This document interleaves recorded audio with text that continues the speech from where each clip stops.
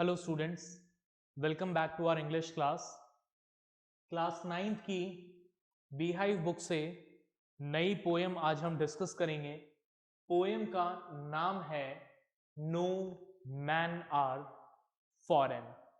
ठीक है, मतलब क्या मतलब है टाइटल का?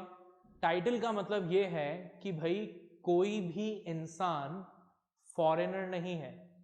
ठीक है, मतलब अननोन नहीं है, अलग नहीं है। हम सब लोग क्या हैं? एक जैसे हैं। We all are brothers and sisters. ठीक है, स्टार्ट करते हैं पोएम को। सबसे पहले पोएम पढ़ने से पहले अपनी बुक ओपन करें और जो ऊपर एक पैराग्राफ दिया हुआ है उस पैराग्राफ को हम पढ़ेंगे। उसके बाद हम पोएम की थीम को डिस्कस करेंगे और फिर पोएम पढ़ेंगे और लास्ट में मैसेज को डिस्कस करेंगे। Let's begin. Have you ever thought of some people as a stranger और अदर कंट्रीज एज फॉरेन? क्या आपने कभी ऐसा सोचा है कि कुछ लोग जो हैं वो स्ट्रेंज हैं, अजीब हैं, किसी दूसरी कंट्री के लोग फॉरेनर हैं? We have many ways of thinking of other people as different from us as them. हमारे पास कई सारे तरीके हैं जिनसे हम लोगों को डिफ्रेंशिएट करते हैं। ठीक है, कि भाई ये लोग हमसे अलग हैं, इनका कलर हमसे अलग है तो ये हमसे अलग है, इनका कल्चर अलग है तो ये हमसे अलग है, इनकी लैंग्वेज अलग है तो ये हमसे अलग है। ऐसे कई सारे बेसिस हमने बना रखे हैं जिस बेसिस पर हम इस तरह का डिफ्रेंसिएशन करते हैं। They may belong to a different country और स्पीक अ डिफरेंट लैंग्वेज। हो सकता है जिन लोगों को आप अपने से अलग मानते हैं वो लोग किसी अलग कंट्री से बिलोंग करते हों, किसी अलग रिलीजन को फॉलो करते हों, किसी अलग लैंग्वेज में बात करते हों। हो सकता है उनके कस्टम्स, उनके बिलीव्स आपसे अलग हों, लेकिन इन सब अलग चीजों के बावजूद वो सब भी है तो ह्यूमन बीइंग्स ही, है तो इंसान ही। In this poem, however, the poet reminds us of the many ways in which we all are the same, for we are all humans. ठीक है, डिफरेंसेस की बात तो हर कोई करता है कि वो हमसे अलग है, लेकिन इस पर्टिकुलर पोएम में पोएट जो है वो हमें बताता है कि हम सब लोग जो दुनिया के किसी भी कोने में रहते हो, किसी भी रिलीजन को फॉलो करते हो, किसी भी लैंग्वेज में बात करते हो, हम सब लोग कैसे सेम हैं, हम सब में सिमिलैरिटीज क्या हैं। ठीक है, तो स्टार्ट करेंगे हम पोएम को, लेकिन पोएम को शुरू करने से पहले पोएम की थीम हम पढ़ेंगे ताकि आपको ये पोएम अच्छे से समझ में आए। So let's begin. The theme of the poem is the oneness of mankind underneath the superficial differences of color, race, nationality and faith. इस पोएम का जो थीम है वो थीम यही है कि ये जो मैनकाइंड है ना, ये मैनकाइंड एक जैसी है, सिमिलर है। सारे इंसान एक जैसे हैं, भले ही वो किसी भी कलर के हों, किसी भी रेस के हों, किसी भी नेशनलिटी के हों या किसी भी फेथ को मानने वाले हों। It presupposes that all human beings are brothers and sisters. ये पोएट हमें बताती है कि सारे ह्यूमन बींग्स जो हैं वो सब ब्रदर और सिस्टर हैं। Those who spread hatred and wage wars are criminals and deserve to be condemned. ठीक है, ये पोएम हमें सिखाती है कि वो लोग जो क्या करते हैं, जो नफरत फैलाते हैं, भेदभाव फैलाते हैं, ठीक है, जो वॉर्स करते हैं, वो सब लोग क्या हैं? वो सब लोग क्रिमिनल्स हैं और they deserve to be condemned, और वो ये डिजर्व करते हैं कि उन्हें कर्स किया जाए। ठीक है, उनको बुरा कहा जाए। The poem also deals with the supremacy of love, accord, friendship and amity among all the people in this world. ये पोएम इस बात को भी हाईलाइट करती है कि ये जो पॉजिटिव क्वालिटी है, लव, अफेक्शन, फ्रेंडशिप, यूनिटी, ये सारी पॉजिटिव क्वालिटी जो है, ये सारी पॉजिटिव क्वालिटी नेगेटिव क्वालिटीज पर भारी है, ठीक है, उनको उनसे सुप्रीम है, ठीक है। तो स्टार्ट करते हैं हम हमारी पोएम को। अपनी बुक ओपन करिएगा, अपने हाथ में एक पेंसिल रखिएगा। Let's see. Remember, no man are strange, no countries foreign. क्या कह रहा है पोएट? पोएट कह रहा है कि याद रखिए, कोई भी इंसान अजीब नहीं होते, कोई भी कंट्री फॉरेन नहीं होती, ठीक है। जब ये दुनिया बनी, जब ये अर्थ बनी थी, तो ये अर्थ ज्योग्राफिकल बाउंड्रीज के साथ थोड़ी बनी थी। ये ज्योग्राफिकल बाउंड्रीज तो किसने बनाई हैं? इंसानों ने बनाई हैं। इंसानों ने ये डिफ्रेंसिएशन किया है कि वो फॉरेनर है, वो दूसरी कंट्री का है तो वो फॉरेनर है। ये बाइफर्केशन किसने किया है? इंसानों ने किया है। नेचर ने तो ह्यूमन बीइंग्स को एक ही तरीके से क्रिएट किया था, सारे ह्यूमन बीइंग्स एक ही जैसे क्रिएट किए थे। उनके बीच में पार्शियलिटी, बाइफर्केशन तो किसने किया है? ह्यूमन बीइंग्स ने किया है। रिमेंबर, पोइट वही हमें याद दिलाता है कि याद रखिए, नो मैन आर स्ट्रेंज, कोई भी इंसान अजीब नहीं होते हैं, कोई भी कंट्री फॉरेन नहीं है। Beneath all uniforms a single body breathe, हर यूनिफॉर्म के नीचे एक सिंगल लाइफ फोर्स ब्रीथ करती है। अब यहाँ पर जो यूनिफॉर्म है, यूनिफॉर्म का मतलब क्या है? यूनिफॉर्म का मतलब है वो ड्रेस जो डिफरेंट डिफरेंट कंट्री के आर्मी पर्सन्स पहनते हैं। अलग अलग कंट्री की जो आर्मी है उनकी अलग अलग यूनिफॉर्म है। तो पोएट यही कह रहा है कि उनकी वो जो डिफरेंट डिफरेंट यूनिफॉर्म है, उन सब यूनिफॉर्म के अंदर इंसान जो हैं वो इंसान एक जैसे ही हैं, सब एक ही जैसे सांस लेते हैं। लाइक आर्स, बिल्कुल हमारी तरह। The land our brothers walk upon is earth like this, in which we all shall lie.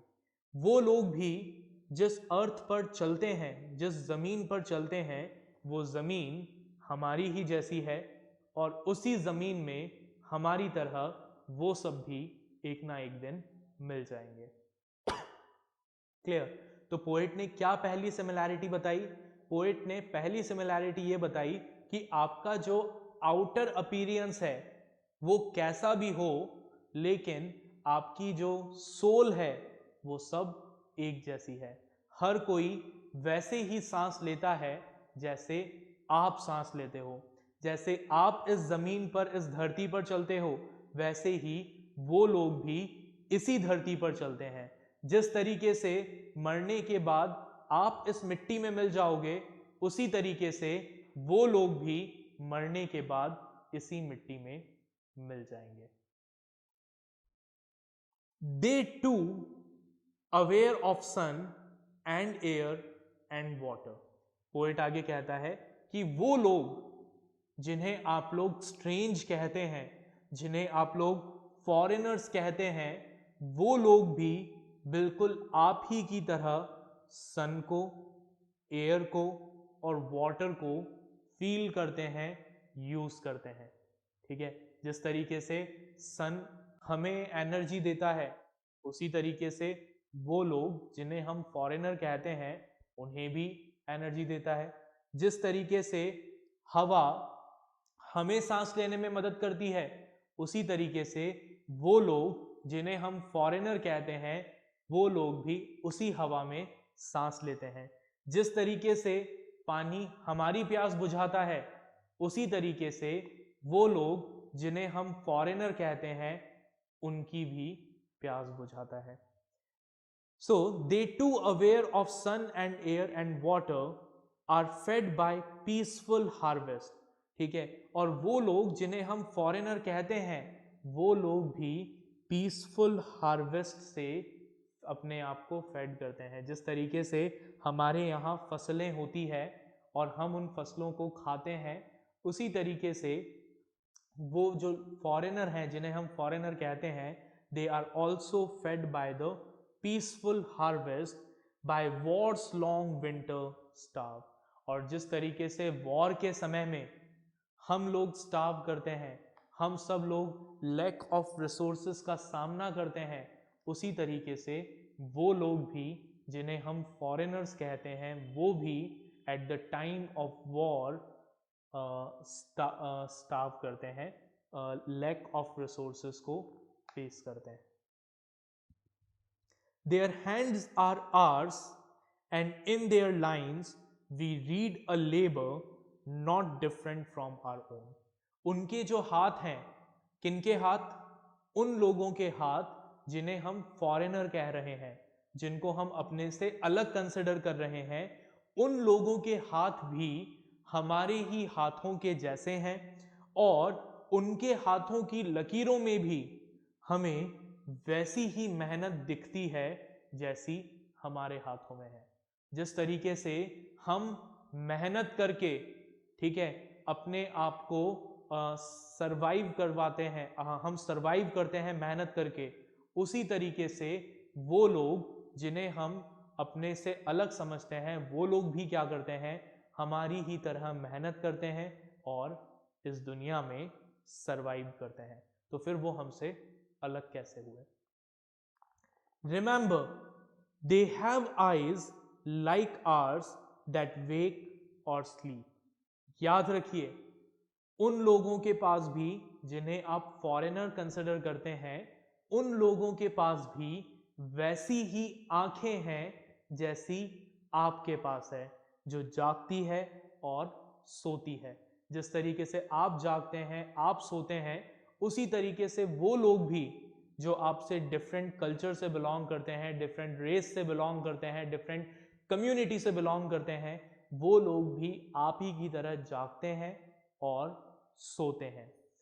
And strength that can be won by love. उन लोगों में भी आप ही के जैसी ताकत है, ठीक है, स्ट्रेंथ है, जिसको किससे जीता जा सकता है? लव से जीता जा सकता है, प्यार से जीता जा सकता है। In every land is a common life that all can recognize and understand. Poet कहता है कि हर लैंड में एक कॉमन लाइफ है, ठीक है, लाइफ जो है वो एक जैसी है, जिसको आप रिकॉग्नाइज कर सकते हो, जिसको आप पहचान सकते हो, जिसको आप समझ सकते हो। दुनिया के किसी भी कोने में चले जाइए आप, वहां के इंसान आपको वैसे ही मिलेंगे जैसे आप हैं। जिस तरीके से आप सोकर उठते हैं, उसी तरीके से वो भी सोकर उठते हैं। जिस तरीके से आप सांस लेते हैं, उसी तरीके से वो भी सांस लेते हैं। जिस तरीके से आप मेहनत करके पैसे कमाते हैं, उसी तरीके से वो लोग भी मेहनत करके पैसे कमाते हैं। हाँ, ये हो सकता है कि उनके कस्टम्स अलग हों, उनके बिलीफ अलग हों, उनके तौर तरीके अलग हों, ठीक है, बट काम वो भी सब वही करते हैं जो आप करते हैं। लेट अस रिमेंबर, पोएट कहता है, हमें ये चीज याद रखनी चाहिए, whenever we are told to hate our brothers, जब भी कोई हमें ये कहता है कि हम अपने ब्रदर से, मतलब किसी दूसरे इंसान से नफरत करें, it is ourself that we shall dispossess, betray and condemn। तो हमें ये याद रखना चाहिए कि किसी दूसरे इंसान के साथ नफरत करके हम क्या कर रहे हैं? अपने आप को डिप्राइव कर रहे हैं लव से, अफेक्शन से। हम अपने आप को ही धोखा दे रहे हैं और अपने साथ ही गलत कर रहे हैं, ठीक है।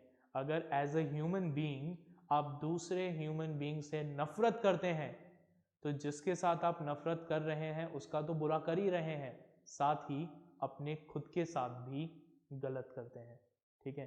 क्योंकि एक बहुत ही अच्छी सी चाइनीज सेइंग है, ठीक है, उसमें ये कहा गया that if you are digging a grave for some other person, dig 2 graves. अगर आप किसी दूसरे के लिए कब्र खोद रहे हैं ना, तो एक कब्र मत खोदिए, दो कब्र खोदी है, एक सामने वाले के लिए और एक आपके खुद के लिए, क्योंकि जब आप किसी और को कब्र में गिराओगे तो आपको भी उसके पास वाली कब्र में गिरना होगा, दफन होना होगा। सो पोएट कहता है, याद रखिए, whenever we are told, जब भी हमें ये कहा जाता है कि हम अपने ब्रदर से यानी किसी दूसरे इंसान से नफरत करें, तो ये याद रखिएगा, it is ourselves that we shall dispossess, betray and condemn, कि किसी और से नफरत करके हम अपने आप से नफरत कर रहे हैं, अपने आप को नीचे गिरा रहे हैं। Remember, we who take arms against each other, it is the human earth that we defile. याद रखिए, हम लोग अगर एक दूसरे के खिलाफ हथियार उठाते हैं तो ऐसा करके हम क्या करते हैं? इट इज द ह्यूमन अर्थ, हम इस अर्थ की प्योरिटी को खराब करते हैं, इस अर्थ को गंदा करते हैं, ठीक है, उस अर्थ को जो अर्थ हमें सब कुछ देती है। The hell of fire, our hell of fire and dust outrage the innocence of air that is everywhere our own। ठीक है, हम जो भी वॉर लड़ रहे हैं, हम जो भी जंग लड़ते हैं, ये जंग क्या करती है? ये हेल ऑफ फायर, ठीक है, मतलब जो बॉम्ब हम बरसाते हैं, ये सब क्या करते हैं? ये सब इस एयर को पॉल्यूट करते हैं, ठीक है, इस एयर और लैंड को पॉल्यूट करते हैं, जो एयर और लैंड सबका है, किसी एक का नहीं है। क्या आप कह सकते हो क्या कि ये मेरी एयर है, जिस एयर में मैं सांस ले रहा हूं ये मेरी एयर है? क्या ऐसा है क्या कि हर इंसान के लिए अलग अलग एयर हो? एयर तो सबकी है ना, सब उस एक ही हवा में सांस लेते हैं।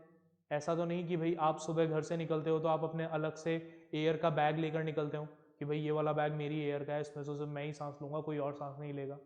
नहीं ना, ऐसा तो नहीं है।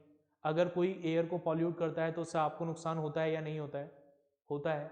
उसी तरीके से अगर आप एयर को पॉल्यूट कर रहे हैं तो उससे दूसरों को भी नुकसान होता है। तो पोएट यही कह रहा है कि ये जो हम आग बरसाते हैं, ठीक है, जो पॉल्यूशन फैलाते हैं, ठीक है, ये क्या करता है? उस एयर की इनोसेंस को बिगाड़ता है जो हर जगह सबकी है, ठीक है, किसी एक इंडिविजुअल पर्सन की नहीं है। रिमेंबर, याद रखिए, नो मैन आर फॉरेन, कोई भी इंसान फॉरेनर नहीं है, एंड नो कंट्रीज स्ट्रेंज, और कोई भी कंट्री स्ट्रेंज नहीं है, अजीब नहीं है। तो ये थी हमारी poem no man are foreign. I hope आपको पोएम का जो मीनिंग है वो समझ में आया होगा। हम इस पोएम के मैसेज को डिस्कस करते हैं कि ये पोएम हमें क्या मैसेज दे रही है। तो let's see, this is a peace poem. ये पोएम किसके बारे में है? शांति के बारे में है, and gives a strong message to stop all wars and look upon humanity as a unified entity. ठीक है, ये पोएम हमें क्या मैसेज देती है कि हमें सारे वॉर्स को रोक देना चाहिए और ह्यूमैनिटी को एक सिंगल एंटिटी की तरह देखना चाहिए। The poet warns the rulers of all the countries that when they wage wars, they not only injure the interest of those whom they hate, but also injure themselves। ठीक है, poet हमें ये message देता है, किसको message देता है? Rulers को, जो अलग अलग देशों के रूलर्स हैं उनको मैसेज देता है कि जब आप किसी देश के साथ वॉर लड़ते हैं तो जिस देश के साथ आप वॉर लड़ रहे हो आप उसको तो नुकसान पहुंचाते ही हो, साथ ही अपने आप को भी नुकसान पहुंचाते हो। They should know that peace brings prosperity and war brings destruction. Poet कहता है कि इन रूलर्स को ये समझना चाहिए कि पीस जो है वो प्रॉस्पेरिटी लेकर आती है, ग्रोथ लेकर आती है, वहीं वॉर जो है वो डिस्ट्रक्शन लेकर आता है। और डिस्ट्रक्शन सिर्फ सामने वाले के लिए नहीं, आपके लिए भी, दोनों के लिए। आगे देखें, hence those who spread hatred and cause Wars against their brothers and sister in different part of the world actually harm the cause of peaceful mutual coexistence. तो पोएट कहता है कि वो लोग जो क्या करते हैं, नफरत फैलाते हैं, ठीक है, वो क्या करते हैं, पीसफुल म्यूचुअल कोएग्जिस्टेंस के कॉज को नुकसान पहुंचाते हैं। ठीक है, तो ये था हमारा इस पोएम का मैसेज। ठीक है, मैं बोर्ड के सामने से हट रहा हूं, आप इस पोएम के थीम को और मैसेज को नोट कर लीजिए पॉज करके। ठीक है, फिर हम आगे इस पोएम में यूज होने वाले लिटरेरी डिवाइसेस को डिस्कस करेंगे। ठीक है, तो आप इसको प्लीज नोट करिए।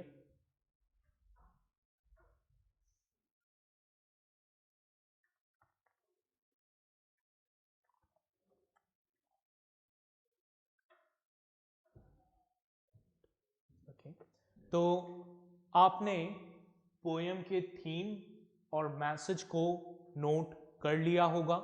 मैं उम्मीद कर रहा हूं कि आपको ये पोएम समझ में आ गई होगी। अब हम इस पोएम में यूज होने वाले लिटरेरी डिवाइस को डिस्कस करते हैं। देखिए, सबसे पहला लिटरेरी डिवाइस जो हम डिस्कस करने जा रहे हैं वो लिटरेरी डिवाइस है एलिट्रेशन। ठीक है, इस पोएम में एलिट्रेशन का यूज हुआ है और एलिट्रेशन का मीनिंग मैं ऑलरेडी आपको बता चुका हूं। ठीक है, हर पोएम में बता रहा हूं। एलिट्रेशन का मतलब क्या होता है? एलिट्रेशन का मतलब होता है repetition of a consonant sound in close quarters. मतलब जब कॉन्सोनेंट साउंड पास पास में रिपीट होती है, ठीक है, तो उसे एलिट्रेशन कहते हैं। अब इस पोएम में अगर हम एलिट्रेशन की बात करें तो एलिट्रेशन आप लोगों ने आइडेंटिफाई कर लिया होगा। मैं आपको फिर भी नोट करवा देता हूं। सबसे पहले सेकंड लाइन में अगर आप देखेंगे, अ सिंगल बॉडी ब्रीद, यहां पर बॉडी ब्रीद में बी साउंड रिपीट हुई है, which is a consonant sound. तो ये किसका एग्जाम्पल है? एलिट्रेशन का एग्जाम्पल है। सेकेंड एग्जाम्पल जो एलिट्रेशन का हमें देखने को मिलता है वो हमें देखने को मिलता है थर्ड पैराग्राफ की सेकेंड लाइन में, जहां पर लिखा है sleep and strength that can be won. तो यहां पर स्लीप और स्ट्रेंथ में एस साउंड रिपीट हो रही है। ठीक है, which is again an example of alliteration. ठीक है, सेकेंड एग्जाम्पल जो यहां पर सेकेंड लिटरेरी डिवाइस जो इस पोएम में यूज हुआ है वो लिटरेरी डिवाइस है मेटाफर।